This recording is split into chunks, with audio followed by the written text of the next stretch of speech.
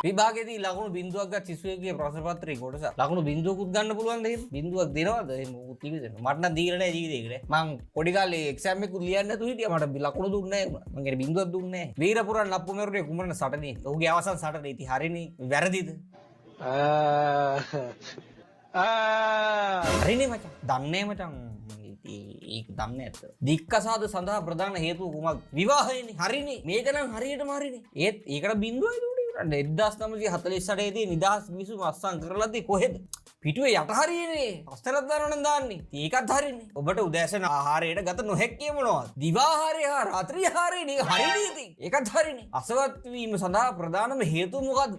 විභාගනේ. විභාග නැත්තම් අසමත් වෙන්නේ නැහනේ මචං. තාප්පයක් සෑදීමට මිනිසුන් 8 දෙනෙකු විසින් දින 10ක් වැය කරන ලදී. ඕකේ. එම තාප්පය මිනිසුන් 6 දෙනෙක් විසින් සෑදීමට ගත වන දින ගණන කීයද? මෙම තාප්පය මිනිසුන් 8 දෙනා විසින් සාදා ඇති නිසා කිසිම කාලයක් ගත නොවේනේ. නෑ හැබැයි ඒතකොට තරුණ තව තාප්පයක් හදන්න පුළුවන් නේ මචං. එහෙම මට තර්කයක් ආවා. ඒක මං අනුමත කරන්නේ නැහැ. ඉතින් ටික ඔක්කොම හරිනේ. මේ ළමයා නම් අසාධාරණයක් කරලා තින්නේ.